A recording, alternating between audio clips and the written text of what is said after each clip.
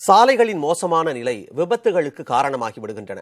சாலைகளின் நிலை, பாதுகாப்பான பயணம் குறித்து பேசும் பெருஞ்செய்தியை பார்க்கலாம்.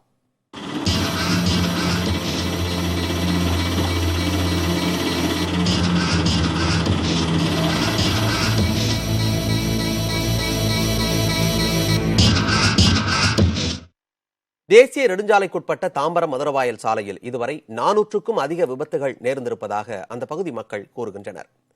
இந்த சாலையில் விபத்துகள் நேரிடுவதற்கான காரணங்களையும் அவர்கள் பட்டியலிடுகிறார்கள். பார்க்கலாம்.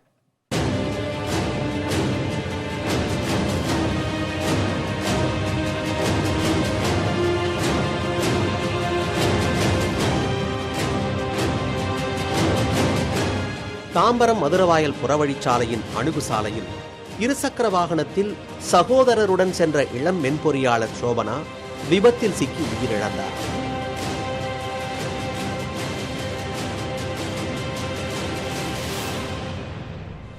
ஏற்கனவே இந்த சாலையில் 400க்கும் அதிக விபத்துகள் நேர்ந்திருப்பதாக கூறும் மக்கள் இச்சாலையில் குப்பைகளை லாரிகளில் கொண்டு வந்து கொட்டுவதும், அணுகு சாலைகளில் மின் விளக்குகள் இல்லாததும் என பல பிரச்சனைகளை முன்வைக்கின்றனர்.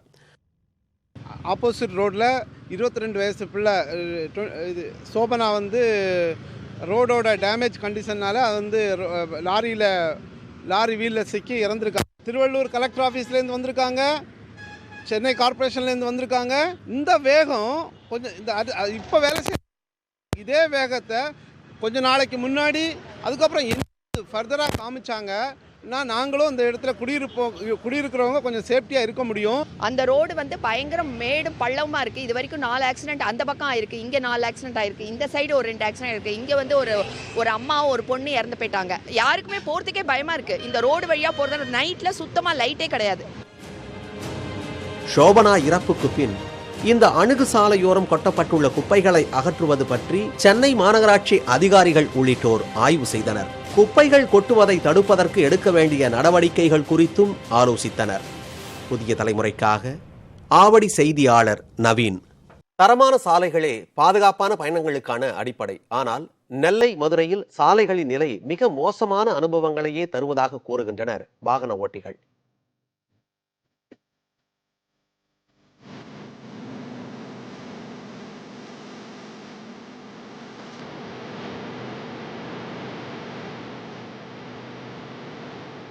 வழுக்கும் சேறு,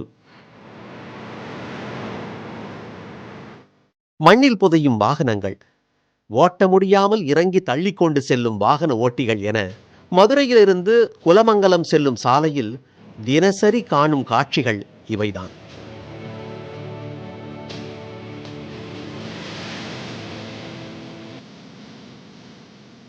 செல்லூர், மீனம்மாள்புரம் உள்ளிட்ட கிராமங்களுக்கு செல்லும் சாலை கடந்த 3 ஆண்டுகளுக்கு மேலாக இந்த நிலையில்தான் காட்சி அளிக்கிறது என்கிறார்கள் அப்பகுதி மக்கள். கீழே விழுந்துதான் எந்திரிச்சு போகிறாங்க. இந்த ரோடை பார்க்கணும் இல்லை அதிகாரியும் பார்த்துட்டு போகிறாங்க. எதையும் பண்ணுற மாதிரி தெரியல. ஆனால் இப்படியே தான் கிடக்குது. இந்த தோண்டி போட்டதுக்கு பின்னாடி இப்போ போடணுங்கிற ஒரு கட்டாயம் இருக்குது. ஆனால் இவங்க இது வரைக்கும் தோண்டி மீனாட்சிபுரம் தேட்டர் வரைக்கும் முடிச்சிருக்காங்க. ஓரளவுக்கு பாலச்சாக்கடையா இது வரைக்கும் போட்டுட்டு போயிட்டு திருப்பி தோன்ற இடத்துக்கு அவங்க பார்க்கலாம். அதையும் கூட அவங்க செய்யறதுக்கு தயாராக இல்லை. மாநில நெடுஞ்சாலைக்குட்பட்ட இந்த சாலையின் நிலை குறித்து அதிகாரிகளிடம் கேட்டபோது விரைவில் உரிய நடவடிக்கை எடுக்கப்படும் என்று தெரிவித்திருக்கிறார்கள்.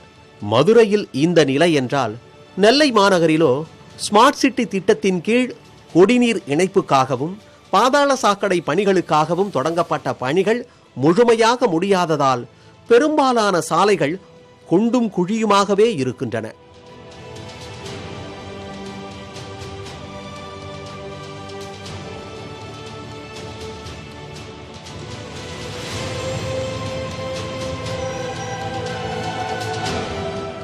நெல்லை மாநகரில் ஸ்ரீபுரம் தொடங்கி டவுன் ரத வீதிகள் மற்றும் பழையப்பேட்டை வழியாக மனோன்மணியம் சுந்தரனார் பல்கலைக்கழகம் வரையிலான சாலைகளின் இந்த மோசமான நிலையால் பள்ளி கல்லூரி மாணவர்கள் தொடங்கி முதியவர்கள் வரை அனைத்து தரப்பினரும் அவதிக்குள்ளாவதாக கூறுகின்றனர். ஃபுல்லாகவே ரோடு எதுவுமே சரி கிடையாது. நாங்கள் போகும்போது அதில் அடிச்சோன்னா ஒன்லி சேக்கப்ஸ் பேரும் ஒன்று நாங்கள் தான் கீழே விழுந்தோம். நானே எத்தனையோ வாட்டி கீழே விழுந்திருக்கேன் இந்த இடத்துல. ஏன்னா ஃபுல்லாகவே எனக்கு டேமேஜாக தான் இருக்குது. லைட்டாக கூட நம்ம இப்போ போனாலும் சரி, ஸ்கிட் ஆகிடுச்சுன்னா வச்சாலும் சரி, கையால் கண்டிப்பாக அடி உள்ள தான் செய்யுது. நெல்லை சந்திப்பு ரயில்வே ஸ்டேஷன் போனோம்னா இங்கேருந்து ஒரு மணி நேரத்துக்கு முன்னாடி கிளம்புனா தான் சந்திப்பு ரயில்வே ஸ்டேஷனே போய் அடைய முடிகிற அளவுக்கு இருக்குது. சாலைகள் ரொம்ப மோசமாக இருக்குது. நாங்களும் எல்லா பக்கமுமே மோட்டார் ஓட்டுறவங்க எல்லாமே இதனால் பயங்கர சிரமம். கிட்டத்தட்ட ஒரு 5 கிலோமீட்டருக்கு இந்த பேட்டையில் இருந்து ஜங்ஷன் வரைக்கும் இந்த சாலை வந்து படு மோசமாக இருக்குது. 2 வீலரில் 4 வீலர் எதுவுமே போக முடியல. அந்த அளவுக்கு ஒரு 5 கிலோமீட்டர் குண்டு குழியுமாக இருக்குது. ஒரு 3 வருஷமாக இந்த சாலைகள் இப்படி தான் இருக்குது. இது சம்மந்தமாக நெடுஞ்சாலைத்துறைகளையும் மற்ற நிர்வாகத்திலையும் பல புகார்கள் கொடுத்துருக்கோம். இது வரைக்கும் அந்த புகாருக்கு எந்த நடவடிக்கையுமே எடுக்கலை. நெடுஞ்சாலைத்துறை அதிகாரிகளிடம் இந்த சாலைகளின் நிலை குறித்து கேட்டபோது சாலை பராமரிப்புக்கு நிதி ஒதுக்கப்பட்டுள்ளதாகவும் விரைவில் பணிகள் தொடங்கும் என்றும் தெரிவித்திருக்கிறார்கள். புதிய தலைமுறைக்காக மதுரையில் இருந்து செய்தியாளர் பிரசன்ன வெங்கடேஷ், நெல்லையில் இருந்து செய்தியாளர் நாகராஜன். தமிழ்நாட்டில் உள்ள பல்வேறு வகையான சாலைகளின் நீளம் என்ன, அவற்றை பராமரிப்பது யார் என்பன உள்ளிட்ட தகவல்களை விவரிக்கிறார் செய்தியாளர் பிரியா. நாட்டோட சமூக மற்றும் பொருளாதாரத்துல சாலைகள் அப்படிங்கிறது ரொம்பவே முக்கியமான பங்கு வகிக்குது. அப்படிப்பட்ட சாலைகள் தமிழ்நாட்டில் என்னென்ன இருக்கு, அவற்றோட நீளம் என்ன அப்படிங்கிறத முதல்ல பார்த்துடலாம். தமிழ்நாட்டில் இருக்கிற சாலைகள் அப்படின்னு பார்த்தோம்னா முதலாவதா தேசிய நெடுஞ்சாலைகள். தேசிய நெடுஞ்சாலைகளோட நீளம் அப்படிங்கிறது 6605 கிலோமீட்டர் நீளமா இருக்கு. அதை தொடர்ந்து மாநில நெடுஞ்சாலைகள் 11279 கிலோமீட்டரும், அதுக்கப்புறமா மாவட்டத்தோட முக்கிய சாலைகளோட நீளம் அப்படிங்கிறது 11625 கிலோமீட்டர் நீளமா இருக்குது. மாவட்டத்தில் இருக்கக்கூடிய இதர சாலைகளோட நீளம் அப்படிங்கிறது 41052 கிலோமீட்டர் நீளமா இருக்கு. இந்த எல்லா சாலைகளோட நீளத்தையும் சேர்த்தோம் அப்படின்னா மொத்தமா 70562 கிலோமீட்டர் நீளமானது சாலைகள் இருக்கு. இது தவிர அப்படின்னு பார்த்தோம்னா 2 வழிச்சாலைகள், 4 வழிச்சாலைகள், 6 வழிச்சாலைகள் இருக்கு. 2 வழிச்சாலைகளோட நீளம் அப்படிங்கிறது 15853 கிலோமீட்டரும், 4 வழிச்சாலைகளோட நீளம்ங்கிறது 3293 கிலோமீட்டரும், அதை தொடர்ந்து 6 வழிச்சாலைகளோட நீளம் அப்படிங்கிறது 558 கிலோமீட்டர் நீளமும் இருக்குது. இது தமிழ்நாட்டில் இருக்கிற சாலைகளோட நீளம். இதை தொடர்ந்து தமிழகத்துல விபத்தில்லா தமிழகத்தை உருவாக்கணும் அப்படின்னு 2021ஆம் ஆண்டு இன்னுயிர் காப்போம் திட்டம் அப்படிங்கிறது தொடங்கப்பட்டுச்சு. இந்த திட்டத்துக்கு கீழே என்னென்ன நடவடிக்கைகள் எல்லாம் எடுக்கப்பட்டிருக்கு அப்படிங்கிறதையும் பார்த்துடலாம். தேசிய நெடுஞ்சாலைகளும் அதை தொடர்ந்து நம்மை காக்கும் 48 அப்படிங்கிற திட்டமும் தொடங்கப்பட்டுச்சு. அது மட்டும் இல்லாம அவசர காலத்துல மருத்துவ சேவைகளுக்கான சட்டமும் இந்த திட்டத்துக்கு கீழே கொண்டு வரப்பட்டுச்சு. அது மட்டும் இல்லாம உதவி செய் திட்டம் அப்படிங்கிறதும் கொண்டு வரப்பட்டுச்சு. சீரான சாலைகள் மற்றும் விரிவான தகவல், அது மட்டும் இல்லாம கல்வி, தகவல் தொடர்பு, விழிப்புணர்வு ஆகிய இந்த நடவடிக்கைகள் எல்லாம் இந்த இன்னுயிர் காப்போம் திட்டத்துக்கு கீழே கொண்டு வரப்பட்ட நடவடிக்கைகள்.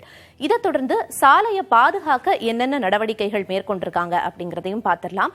சாலை வளைவுகள்ல நேரான பட்டைகளை அமைக்கிறதன் மூலமாகவும், சாலைகளை அகலப்படுத்துறதன் மூலமாகவும், சாலையோட சந்திப்புகளை மேம்படுத்துறதன் மூலமாகவும், அது மட்டும் இல்லாம பாதுகாப்பு தடுப்பு சுவர் அமைக்கிறதன் மூலமாகவும் சாலை பாதுகாப்பு நடவடிக்கைகள் மேற்கொள்ளப்பட்டிருக்கு.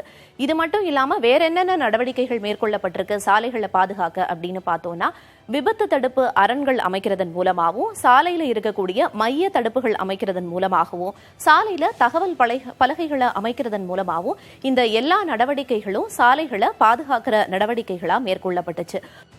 சாலைகளை பாதுகாக்கிறது எவ்வளவு முக்கியமோ அதை பராமரிக்கிறதும் அவ்வளவு முக்கியத்துவம் பெறுது. அப்படி பராமரிக்க என்னென்ன நடவடிக்கைகள் எல்லாம் மேற்கொள்ளப்பட்டிருக்கு அப்படின்னு பார்த்தோம்னா, தேசிய நெடுஞ்சாலைகளை பராமரிக்க தேசிய நெடுஞ்சாலைகள் ஆணையமானது அமைக்கப்பட்டு பராமரிக்கப்பட்டு வருது. அது மட்டும் இல்லாம மாநிலம் மற்றும் மாவட்டங்களில் உள்ள சாலைகளை பராமரிக்கிறதுக்காக தமிழ்நாடு நெடுஞ்சாலைகள் மற்றும் பொதுப்பணித்துறை இந்த சாலைகளை பராமரிக்கிறதுல ஈடுபட்டு வர்றாங்க. இதை தொடர்ந்து ஒரு விபத்து ஏற்பட்டா எந்த எண்ணுக்கு அழைக்கணும் அப்படின்னு பார்த்தோம்னா 1033 அப்படிங்கிற எண்ணை தொடர்பு கொள்ளலாம். இது 24 மணி நேரமும் இந்த எண்ணானது செயல்பாட்டில் இருக்கும். இந்த எண்ணை தொடர்பு கொள்றதன் மூலமா உங்களுக்கு என்னென்ன சேவைகள் எல்லாம் கிடைக்கப்பெறுது அப்படின்னு பார்த்தோம்னா, உடனடியான மருத்துவ சேவை உங்களுக்கு கிடைக்கப்பெறும். அது மட்டும் இல்லாம விபத்து நடந்த இடத்துக்கு உடனடியா ஆம்புலன்ஸ் சேவையும் உங்களுக்கு கொடுக்கப்படும். அது மட்டும் இல்லாம நெடுஞ்சாலையில காவல்துறை உதவி செய்வாங்க. அது மட்டும் இல்லாம விபத்துல சேதமடைஞ்ச வாகனங்களை அப்புறப்படுத்தப்படுறதன் மூலமாகவும் இந்த எல்லா உதவிகளும் இந்த எண்ணை தொடர்பு கொள்றதன் மூலமா உங்களுக்கு கிடைக்கப்பெறும். தமிழ்நாட்டில் சாலைகள் பராமரிப்பு, புதிதாக போடப்படும் சாலைகள் குறித்து அதிகாரிகள் தரப்பு விளக்கம் என்ன என்பதை விவரிக்கிறார் செய்தியாளர் ரமேஷ். தமிழகத்தில் 4 விதமான சாலைகள் போடுறாங்க. முதலாவது தேசிய நெடுஞ்சாலை சார்பாக இந்த நிதியாண்டில் கிட்டத்தட்ட 20,000 கோடி ரூபாய்க்கும் அதிகமான பணிகள் எடுத்துக்கொள்ளப்பட்டு செய்யப்பட்டு வருகின்றன. ஏற்கனவே 6,000 கிலோமீட்டருக்கு சாலைகள் போட்டிருக்காங்க. இரண்டாவது மாநில நெடுஞ்சாலை, இதற்காக இந்த நிதியாண்டில் ஒதுக்கப்பட்டிருக்கக்கூடிய தொகை 13,960 கோடி ரூபாய். இவர்களும் ஆயிரக்கணக்கான கிலோமீட்டர் புதிய சாலைகளும் ஏற்கனவே போடப்பட்ட சாலைகளையும் செப்பனிடக்கூடிய பணிகளை செய்துட்டு வராங்க. மூன்றாவது நகராட்சி நிர்வாகத்துறை சார்பாக சென்னை உட்பட மாநகராட்சி, அதே போல நகராட்சிகள், பேரூராட்சி பகுதியில் இருக்கக்கூடிய சாலைகளை 1,350 கோடி ரூபாய் செலவில் செய்துட்டு வராங்க. நான்காவதாக ஊரக பகுதியில் கிட்டத்தட்ட 12,000 கிராமங்கள் இருக்கின்றன. ஊரக வளர்ச்சித்துறை சார்பாக கிட்டத்தட்ட 2,000 கோடி ரூபாய்க்கு மேலே நிதி ஒதுக்கப்பட்டு இந்த ஆண்டு பணிகள் நடைபெற்றது. இதே போன்றுதான் ஒவ்வொரு ஆண்டும் நிதி ஒதுக்குறாங்க. இந்த நிலையில் அதிகப்படியான மழை பெய்யறது காரணமாக சாலைகள் சேதம் அடைகிறதா சொல்றாங்க. ஆனால் தரமான சாலைகளை போடணும்னு சொல்லி பொதுமக்கள் கேட்குறாங்க. அதிகாரிகளிடம் கேட்கும் பொழுது சாலைகள் செப்பனிடக்கூடிய பணிகள் தொடர்ந்து நடைபெற்று வருவதாகவும், இதற்கான பணிகள் அவ்வப்போது அதற்கான பொறியாளர்கள் மூலமாக கண்காணிக்கப்பட்டு வருவதாகவும் தெரிவிக்கிறாங்க. புதிய தலைமுறைக்காக ஒளிப்பதிவாளர் முரளியுடன் ரமேஷ்.